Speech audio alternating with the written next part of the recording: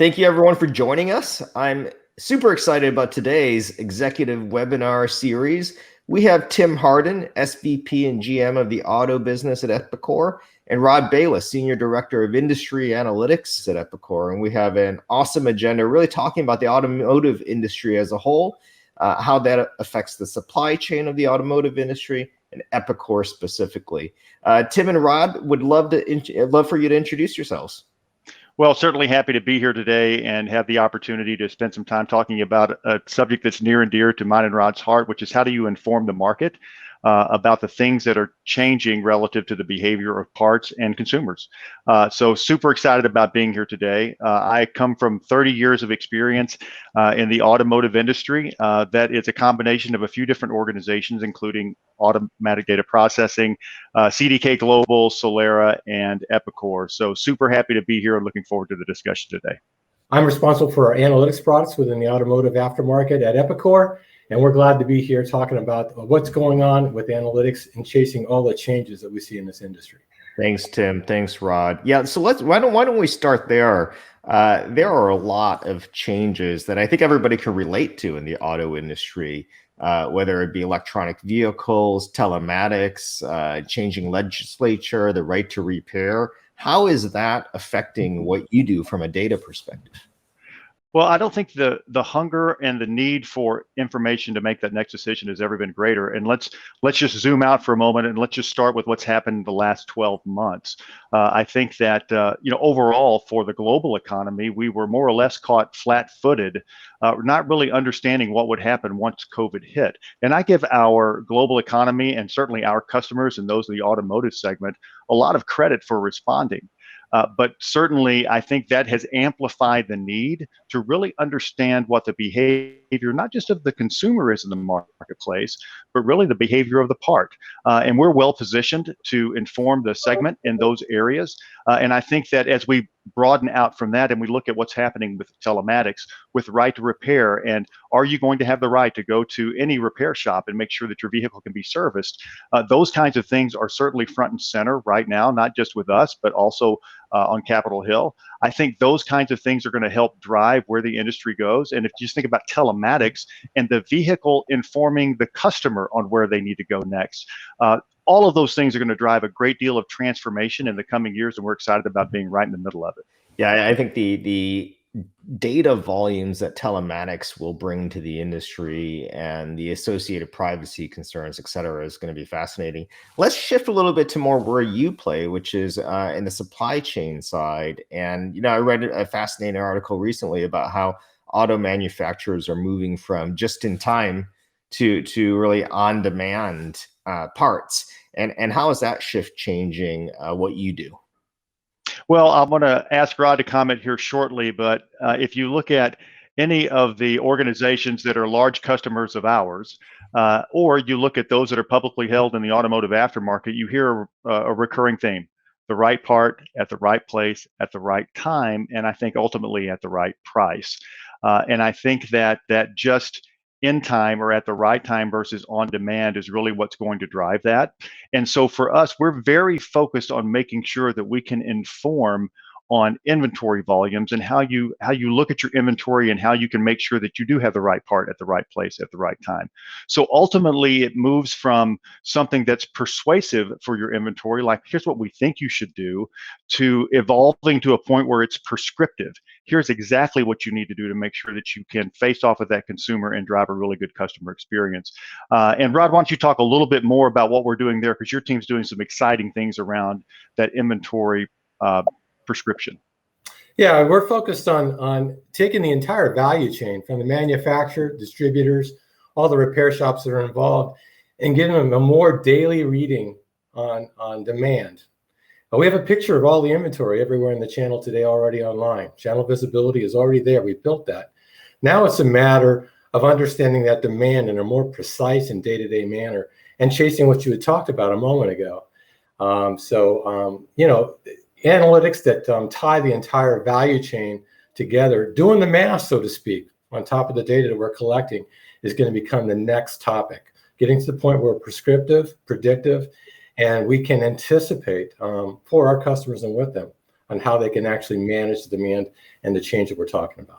Awesome. Well, that sounds like it creates a big opportunity for Epicor as you're at the center of this right now. Tell me how you're adjusting it and some of the things that you're doing from a data perspective. Well, I think that for us from a data perspective, we think about Rod and his team as a refinery.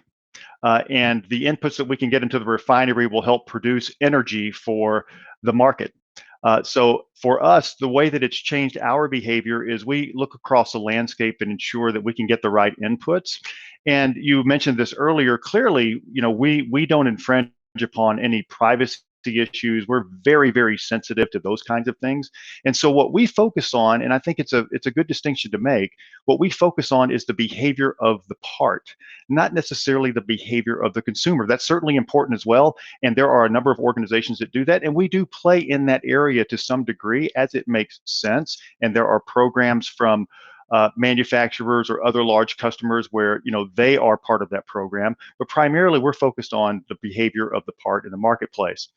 So I think for us, we canvass the landscape to see, where are the right inputs for that refinery, and how can we produce that. And I think it would be worthwhile for Rod to talk a little bit about how it shifted the way we think about human capital within the organization and what we've done to try and put that analytics and science layer on top of the data that we analyze. Rod? Well, Tim and I have talked a lot about that. Epicor is basically a software company. We all know Epicor for what they do at large. Tim and I are focused on the fact that we are a data solution, and the software basically helps get the job done. So we've shifted our emphasis on how we hire, the type of skills we hire, to focus on data and the way that we can tell stories over that data. We have the very first data scientist team ever in Epicor, focused on the problem we're talking about right now. So the skill sets involved are so much different than what we see in the other product development teams in Epicor. And the product development lifecycle is much different as well. And it's interesting as you go through your career. If you would have asked me a couple of years ago, even though I come from a data services background, certainly data science is a big part of that. When I first joined Epicor, my first thought wasn't, by the time we get through the first 10 months, we're going to have hired a data science team that has a number of people with PhDs in data analytics working as part of our organization. So it's certainly exciting. I think those teams are excited to be built, and I think the results are going to bear themselves out soon. Yeah, I love it. So you've got these massive macroeconomic changes impacting the industry, impacting the company, impacting who you hire.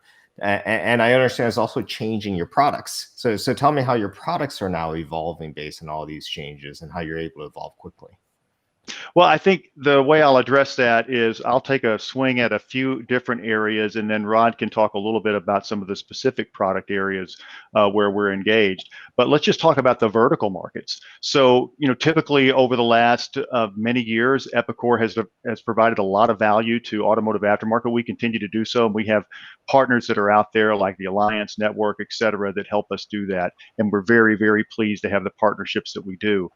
But we've also begun to expand, not because we're pushing, but because there's some pull. I mean, the natural gravity of the marketplace has pulled us in some directions that, frankly, we may not have thought about a couple of years ago. For example, there are organizations in extended service or warranty areas that are now looking at the information we're producing and saying, we care about the behavior of parts in the marketplace. Perhaps you guys can give us some information that can help us understand how we want to deliver that product to market.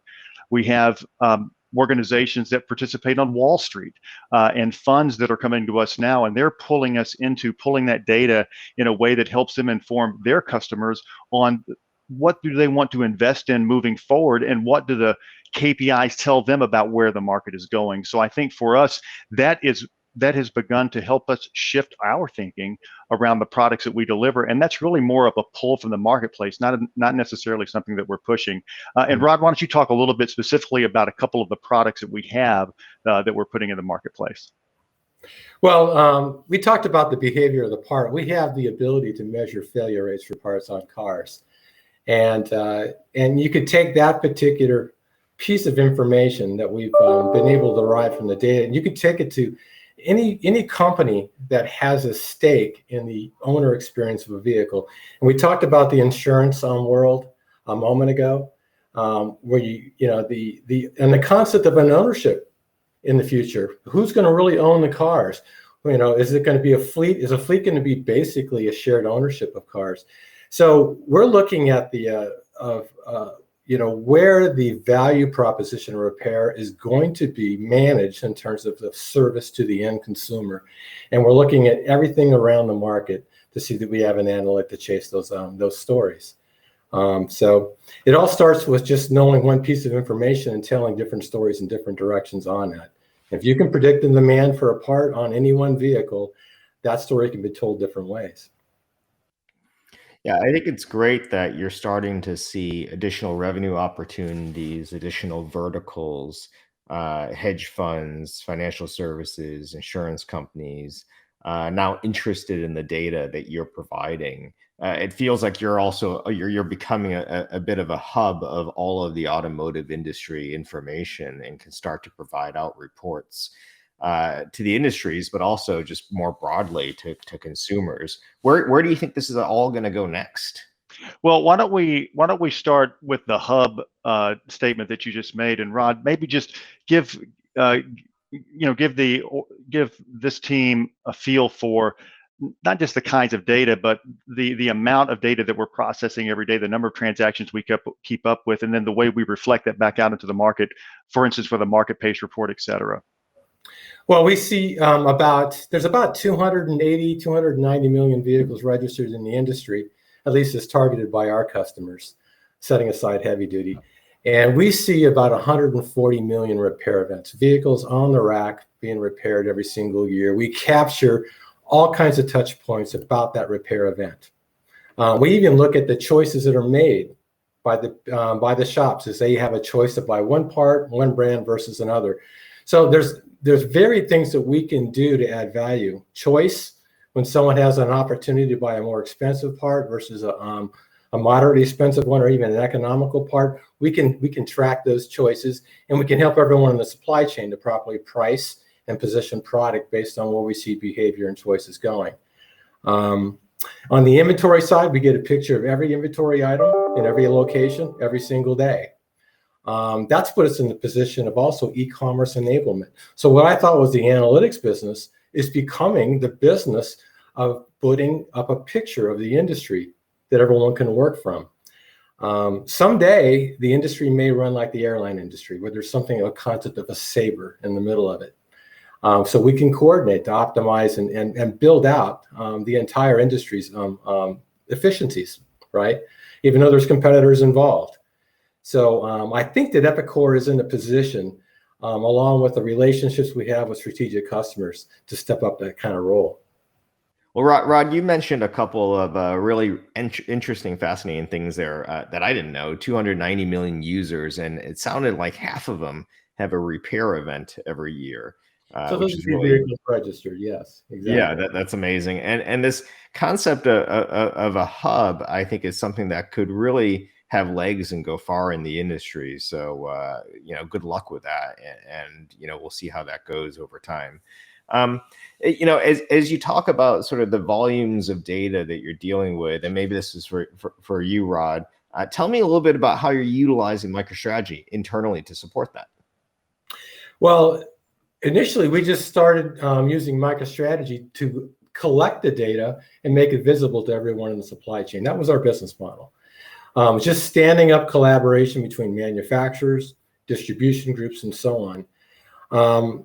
And we did a really good job with that. We had product managers, we had marketing managers up and down the channel using that data to plan. Where we need to go with this and where we're right now is taking that data, making market intelligence out of it, and somehow integrating it to the point of decision everywhere up and down the supply chain. So our job today is to make our analytics pervasive, and where we've developed these large data lakes to mine more and more valuable information out of those. So we believe that MicroStrategy continues to provide us more avenues to deliver data to the endpoint, right? Flexibly. And it puts my team in the mode of telling those stories rather than writing software. So it's all about the data and getting it where it needs to be, integrated, pervasive, embedded, all the things that you guys talk about in terms of what you're doing with your technology stack. And I think that the challenge for us, working with Microstrategy is, as we look out over the horizon, the question then becomes, if you can inform the market, how much of the market can you inform? Today we work with a number of enterprise clients, and we go down to a fairly granular level. But certainly between Rod and I, we've had a number of discussions about how do we make this accessible to an entire market in a subscription that if you're a small business owner and you own an independent shop, are there certain KPIs that we could give you access to that someone could go out and subscribe to that service, and they have access to that hub that allows them to be more informed about the way they deliver services to their customers in their communities. And we think that that's a really, really noble goal for us to chase. Yeah, I think the scale of what you're doing, aggregating all of this automotive supply chain information into your organization, organizing it and then federating it out, not just to your internal users, but to your external users in a way that they can subscribe, and then aggregating it in a way that everyone can understand. The hub analysis, the hub analogy or descriptor is great. And, to me, it's just such a great story. The word digital transformation gets used too often, but there really is a digital transformation happening in the automotive industry. And Epicor appears to be right in the middle of that and helping define how data will be used on an ongoing basis, not just in the industry, but across anyone who wants to consume the data. So it's really great and fascinating what you've done, and using the MicroStrategy platform and your leadership. Are there any final things that you would like to share, Tim or Rod, or advice that you might have for somebody that is going through some of the change that you're going through? Rod, I'll let you take that one first. I think that the biggest advice, or the thing that I think most of, is just staying light on our feet and being flexible. How fast can we respond to what we see in the data? And to build a team that and resources in terms of collecting that data that constantly allow us to bring in new types of data flexibly, faster, and it's all about speed. And so, if you get too mired down in what we're talking about right here, it's going to fly by you. Yeah, I would echo a lot of what Rod would say, and I would boil that down to, you want to be fast, you want to move at high velocity, but you also want to be accurate. And those two sometimes can be opposed to each other. Speed and accuracy sometimes can create some friction, but you definitely want to move fast with as much accuracy as you can. And I think for our business, there are a couple of things that I think we need to keep in mind. And when I say our business, I mean that as a global we across the entire data services market. There will be a lot more complexity than we anticipate. There always is. And I think that the reason I say that is because let's just take electronic vehicle. Every manufacturer, really, if you think about it, just go back to speed and accuracy, is moving at different velocity on, getting to EV as a major part of their portfolio. And sometimes it depends on the size of the manufacturer and the number of products they already have in the market. Some of it's related to infrastructure. But at the end of all of those streams is a data stream that relates to the parts that repair those electronic vehicles. And not all of them are operating under the same standard today because it's relatively new when you think about it in the course of history of automotive manufacturing. So I think that complexity will come out of what are the standards going to be, who's going to drive it. We have a lot of standardization today in automotive aftermarket parts, but what's that going to look like? Who's going to standardize on batteries and other things like that are going to drive these vehicles? So I think the opportunity for organizations is to try and make some sense out of that complexity, sift it down to something that's consumable, that can help drive decisions. And I'll go back to what I said at the very beginning of the session, which was you're only going to be as good as your latest insight that's actionable. So I think for us, data hubs, awesome. Can you get a subscription service? That would be amazing. Can we do all of those things? all of those things would be great, but they're only going to be good if it's something people can consume and they can take action with. And that's what we're focused on. We've been talking a lot about the part and the supply chain of automotives, but ultimately you have an end customer who's consuming the data. Tell me about how what you're doing from an analytics perspective is improving your customer relationship. I'll let Tim answer that first. Well, thanks, Rod.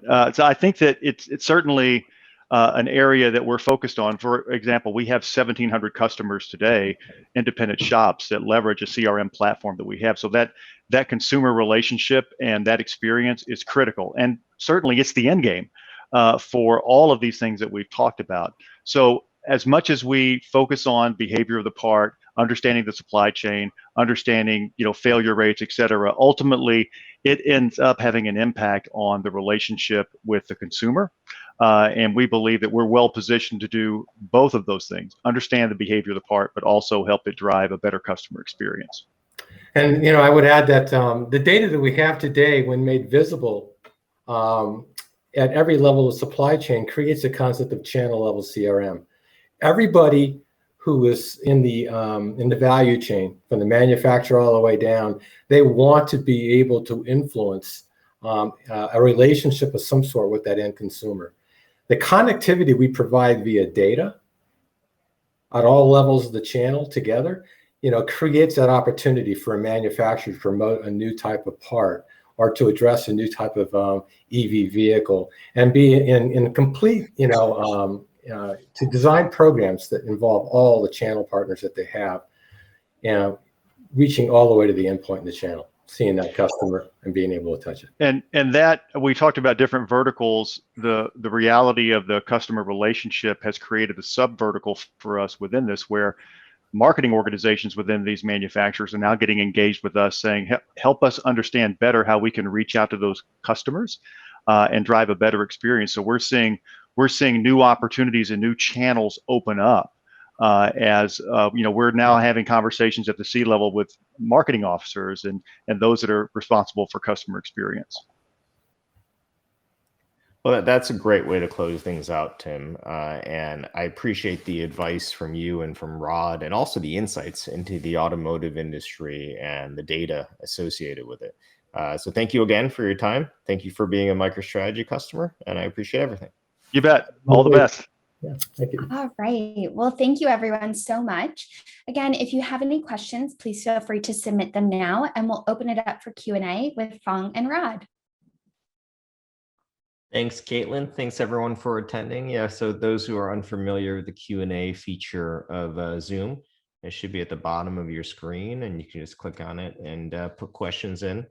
That was awesome. Rod, you're awesome. And I was joking with Rod, we got the better half of the group here from Epicor for the live Q&A session. But why don't I jump right in and take a look at some of the questions we got from the group here. So first one, as we discussed, the automotive industry is rapidly shifting. Prescriptive analytics, right to repair, EVs. What kind of advice would you give companies in other industries that are rapidly shifting, which pretty much is every industry right now? I can't think of any that aren't rapidly shifting or made to rapidly shift, but yeah, so what advice would you give? Well, my answer would probably be a little bit self-serving, as I'm responsible for confederating all this data and distributing it and normalizing it. What we're seeing in our industry is a movement towards standards in terms of data collaboration. Years past, EDI was a big deal. There's standards that were introduced back in the 90s and so on for that. And in order for us to understand where the trends are going and quickly respond to them, it would be best if we had data standards that really dealt effectively with that. Also, standards not only in terms of how the data is formatted, but in terms of collaboration and privacy. When you're pooling your data, right, in order to understand more than you may know by yourself, you need to have some confidence in the fact that your privacy is going to be protected as well, and you're going to be able to do it effectively and quickly if we have standards. Right. Okay, as we look for questions, and there's let's see. There's like over 40 people attending. Don't be shy. Rod's got answers to all your questions. All right, I'm going to call an audible and ask a few of my own. How long till we get self-driving cars, full self-driving cars? Everyone wants to know. My kids, this funny story. I have a son who just turned 16, and he just got his learner's permit, and will get his driver's license soon. And I still remember it was 2005, and I told my wife, "Oh, don't worry." When he was born, like, don't worry about him driving. By the time he's 16, he won't need to drive. Cars will just be driving themselves. And I was woefully wrong in my prediction. And then I read an article, I think it was in the Wall Street Journal over the weekend, about the fact that some people are predicting we're still another 10 years out and we need to improve AI technology. So where as someone who is much closer to this than me, who's read like 5 articles, where are you in all this? We're seeing the industry inch towards this. I mean, in my family, we have a Tesla. We have one electronic vehicle. We didn't get the option for the self-driving. We're inching even personally towards that. And I think that at Epicor, we talk about what I'm asking every year. We have a strategy meeting, we go through that. We're seeing that as a 7 to 10 year horizon in terms of something that's common. We probably see it being more introduced through fleets as a service. So some concept of transportation that you utilize as a service first rather than personally. I think people are going to be a little more conservative when they have a child in the back seat than when they're in the car going to the airport, for example, that type of thing. So we see it as sort of an inch by inch thing, and really being attended to in certain types of transportation rather than full swing. Well, if you believe my wife, she's right. She says I'm a terrible driver and a computer would be much better. So I like to think I'm a pretty good driver. But so what role does data have in that then, when you get to sort of self-driving and some of the I know you're aggregating more supply chain data, but I would think that that's just going to explode the amount of information that is needed and the ability to process it on a rapid basis. Absolutely. In terms of data, I think that they're going to need data in order to optimize the software we're all talking about. The software itself is going to have to learn from experience to some degree, as we all know that AI does. So the more data they can retrieve from those vehicles and understand just how well self-driving is working is going to feed back into the loop of making that a reality. That's not the kind of data I collect, you're correct, but it is a circle of information that's going to be important to get to that goal. Yeah. So let's next question. Let's turn it more sort of inward, back into sort of Epicor and culture. A lot of folks that we talk to all the time, know what they need to do, but the culture of the organization holds them back, right? And the data culture especially. And so, can you give me some more background on how you went about building teams and integrating new resources to help prepare your team and the company to look at data in a different way and really to leverage it to make the right decisions? Well, a lot of internal selling over the years. Obviously, the concept of analytics and the organizations that run them, actually, they're mounted in different places in different companies that we talk to. Sometimes they're in IT, the analytics team is there. Sometimes they have a separate data analytics organization all the way to a CEO. So we're seeing a lot of companies, try and figure out how they're going to deal with what we're talking about. In my own company, we see it as something that, of course, is product driven, because we actually are in the business of selling data and analytics. So to some degree, it's based on where those products go and how well they perform. But it's a lot of fun. One of the things that we see is the constant evolution of skill set. I think I talked earlier about data sciences and that new skill set that we're embedded in our team. Tim doesn't even know about it yet, but I have other roles that we need to build out to continue to follow this journey.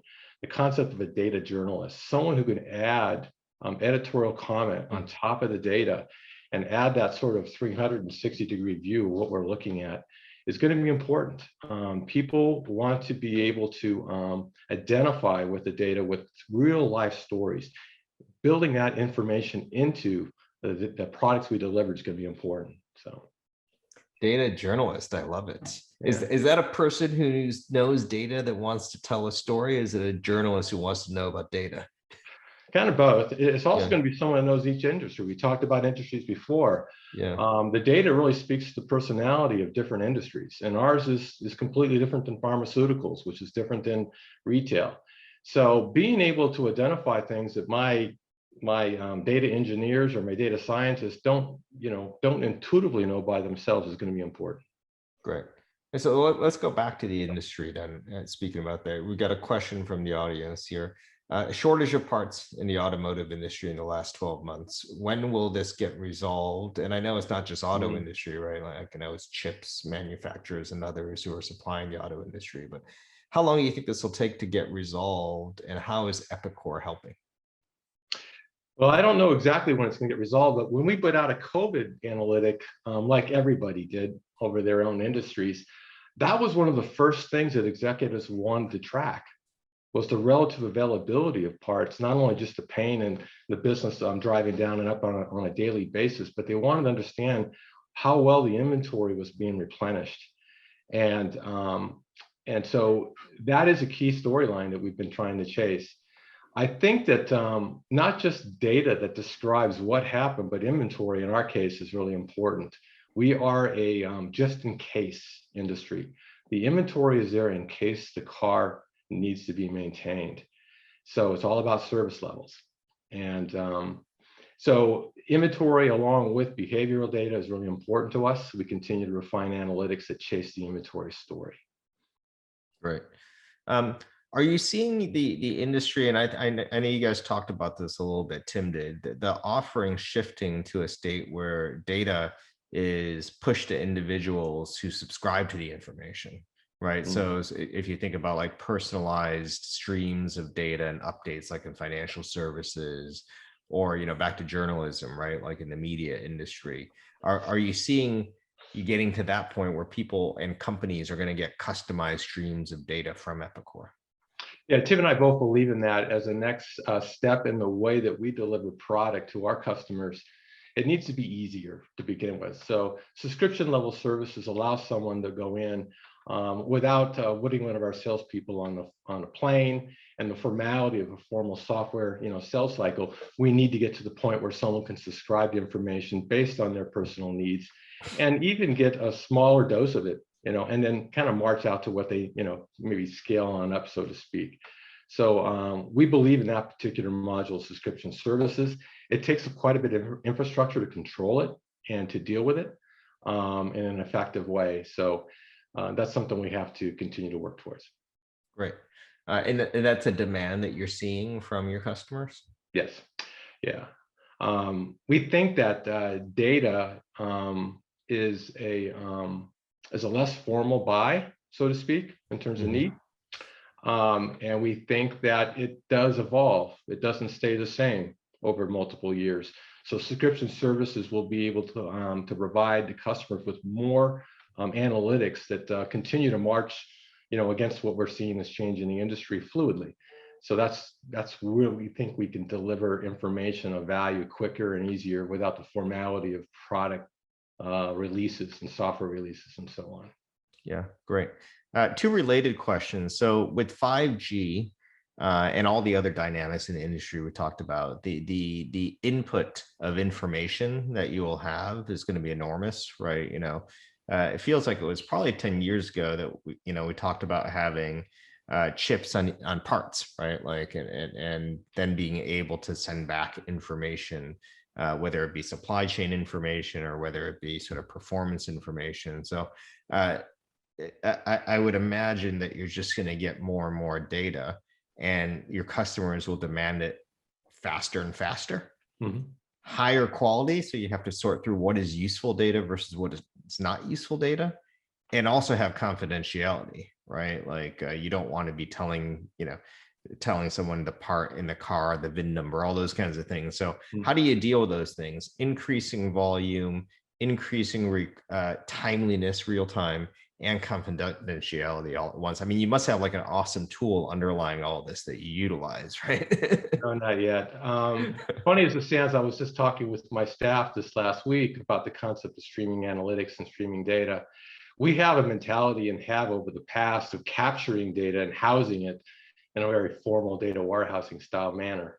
The world of the future is not going to act like that. We're not going to be able to pen all the data up in a data lake the way that we do today. We're going to have to be able to take samples of information as it flies by. That's going to take an entire different architecture than we have today. We've started to figure out what that could be or would be. Telematics, which we talked about, certainly is going to be that manner of data. We're not going to be able to capture everything that's out there, publish it, and quality assure it, and then decide to write a report. So that's a roadmap item for us. We're excited for the challenge. What about on the security side? Like, how important is that going to be? Oh, it's huge. You know, I can tell you, today we capture data up and down the entire automotive aftermarket, and the key for me is guaranteeing the privacy of anyone's data. We consider our data lakes to be data pools, where our companies, our customers, are pooling their data for the benefit of understanding something more than they would know with their own enterprise information by itself. If we violate or we accidentally break our business model by allowing that privacy to be seen by somebody else, it's a threat to what we do already. So it's something we worry about consistently, and we have to bulletproof everything we do with that mindset. That's basics in our business right now.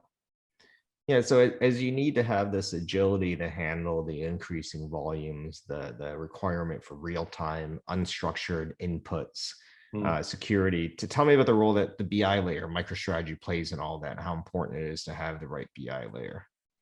Well, ironically, the reason we started with MicroStrategy was because of its middle tier technology, the ability for us to treat an entire industry as an enterprise, get all the data in one place, and then have a federated ability to provide views of that data where it should go, along the lines of what I just talked about, guaranteeing privacy, having a multi-tenant environment, all those things. Everything that I just talked about is just amplified in today's world. And so there's just more data, more different uses of the data, and so on.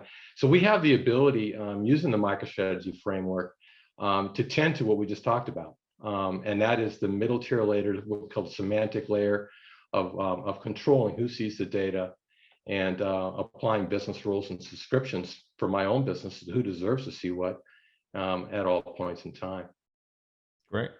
I've got a question from someone who's in the industry. As a distributor, the largest challenge we have is to get consistent auto part data from the suppliers and manufacturers. Despite, and I may get these acronyms wrong, ACEs and PIEs, sure. The data we receive from manufacturers is not consistently following standards. This slows down the time to get part detail data to our e-com sites. Do you have any comment about that? I'm sure you do. I do. So ACEs and PIEs are industry standards. We talked about that at the beginning here of our Q&A session. Those two standards for getting product information from the top of the supply chain to point of sale have made a huge difference in this industry. But it's always splitting the difference to perfect, right? And so we continue to navigate towards, improvement in those standards in terms of how they're executed. The standards are there. But standards don't always automatically make the data you paint into them perfect. So we at Epicor involved in point of sale enablement. That's not my analytics business, but our cataloging business. And we continue to work with the manufacturers and all the retailers as to how effective that standard is being followed. And we provide feedback. And it's a never-ending process, as I said. So. Right. Another question, has blockchain or distributed ledger technology been implemented at any stage in the supply chain? And has it had an impact in data collection for analytics? And I guess this is a general supply chain question, but also maybe a question specifically at Epicor. Are you using blockchain in any way? Not yet. That's one of those futures, sort of like telematics. We're waiting for that to unfold as practices reveal it. One of the things that we in the industry have to deal with is that to some degree, the technology investments that were made in the industry that operate the businesses we service, those investments were made sometimes 15, 20 years ago. So we're not working with everybody at the same place in terms of technology where we get the data and how their businesses are run.